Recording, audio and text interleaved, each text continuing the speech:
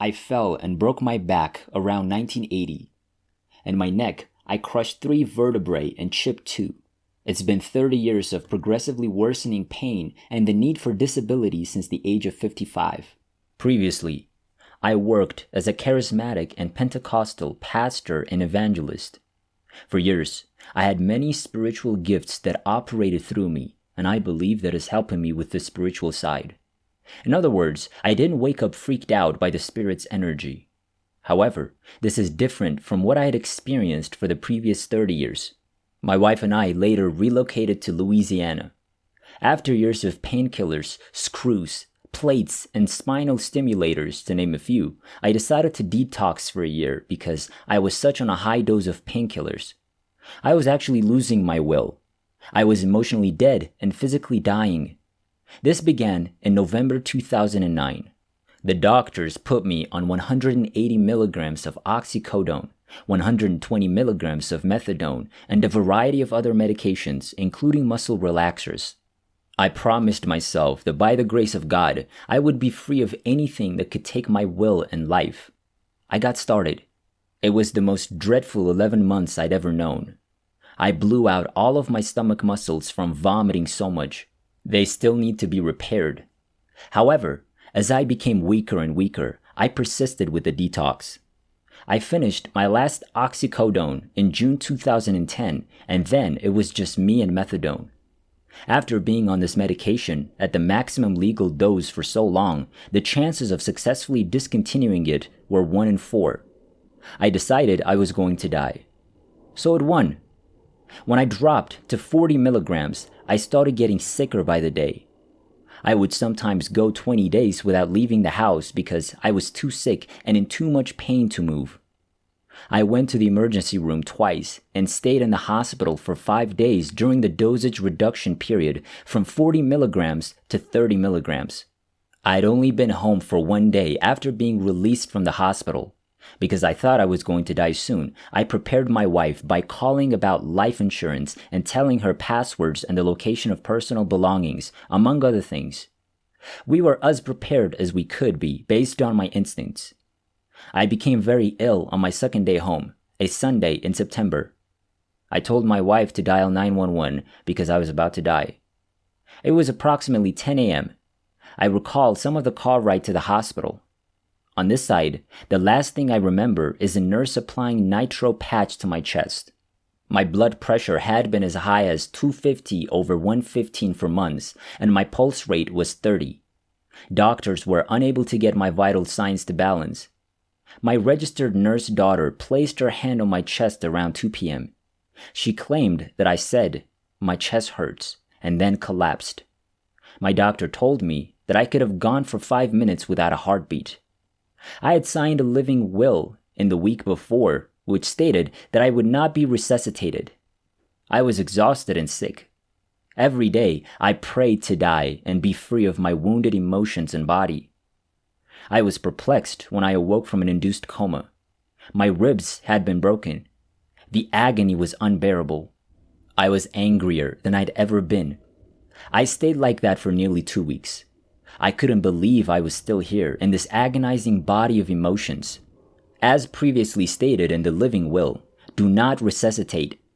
My daughter started screaming code as the emergency room doctor picked up my chart to see where I was living. The doctor immediately dropped my chart, approached me, began CPR, and everything that followed. I was enraged because this was clearly not my plan, but it was unquestionably God's plan. It took a few days for me to recall my NDE. It perplexed me. I was completely enveloped in darkness. It was velvet dark, as one person who had the same experience told me, and I said yes. It was a velvet dark, but as a mortal, I cannot express how peaceful, warm, protected, pain-free, and most importantly, emotional pain did not exist. I mentioned earlier that I was perplexed because I didn't see any lights, tunnels, or loved ones who had crossed over. I believe God bestowed upon me the perfect heaven. As previously stated, I refused resuscitation. I just wanted to be free of sickness, pain, and drugs. The location I chose was ideal for my needs. It was as if the lights had gone out and life had come to an end. The darkness perplexed me because of my conservative religious upbringing. I used to believe that darkness was bad and light was good, but I would have been completely wrong. I can still recall a few minutes and return to that place in my memory of great protection and love. Then the trouble began. Because the hospital was unfamiliar to me, I assumed I was fine. I didn't consider the possibility that I had become disconnected from the world as I'd known it. When I walked into my house, which I hadn't left in a year, it was as if I'd never been there before, even though it was both familiar and strange. Something bad had happened, and I knew what it was.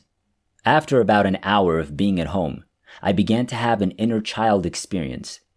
I'd been molested as a child, but I'd repressed it so much that I had no idea it had happened. I couldn't recall the specifics, but I assumed it had been resolved. I was about to discover the source of my behavior over the previous 47 years. I got down on my knees and buried my face in my wife's stomach, sobbing uncontrollably. I began to see the reality of the suppressed memory as I cried. I began to notice that a music evangelist who had been brought into the church had molested me at least 25 times in a year. At the time, guests were simply placed in the same bed as the children, which was a poor decision.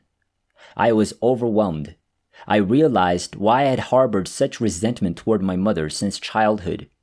The reason I felt so safe in the black velvet was that the majority of the molestation occurred within 5 feet of my parents. Things like that were simply not discussed back then. After several hours, I called my 82-year-old mother and apologized for being so difficult. I felt she and my father failed to protect me when I needed it the most. I explained everything to her. I completely understood how things would happen, be discovered, and then be forgotten. I spent the next few days dealing with 4 other issues that needed to be addressed. For years, I had been wrong to be angry about the issues. 3 involved issues that arose as a result of the molestation's wounds. I started talking. I assumed that everyone would see what I'd seen and so on. It was a bad decision. The sooner a person recognizes the truth and stops talking to everyone, the better. I only have a few people I can trust with this matter. In order to live in the good old belt, I must be careful with my words when describing things. They did not change. It was I who did. The most difficult aspects are the after effects. It'll be the 8th week since I crossed over. I'm so uneducated. I didn't sit and stare for more than a week. I started researching right away. Thank you, IANDS.org. The people have been amazing. NDEers are extremely fortunate to have people like PMH Atwater. She had no information or assistance at the time of her NDE, but she was able to find some of her own. Let's get started on healing my body. I used 2 walking sticks before crossing the bridge. I attempted to purchase a wheelchair that would fit through our house's doors, etc. Golf was my favorite sport, and it was the one thing I wished I could do again. I kept my clubs, but donated every golf ball. Why would I keep golf balls when I'm walking with 2 canes? I went out and hit about 50 golf balls, ran with my 10-year-old granddaughter, and walked about 2 miles 5 weeks after my NDE. I went out on Sunday and hit 60 golf balls, the majority of which were with the driver. The memory has returned to me. Years ago, I lost my sense of smell. I'm smelling again. Before the NDE, my blood pressure was 225/115 plus 30. I'm now off blood pressure medication and have a blood pressure of 120/70 plus 60, which is nothing short of a miracle. The only thing left is severe arthritis pain, but I think it'll keep me humble. After all, I am aware that I still have a body. I used to be a vegetarian, but I stopped.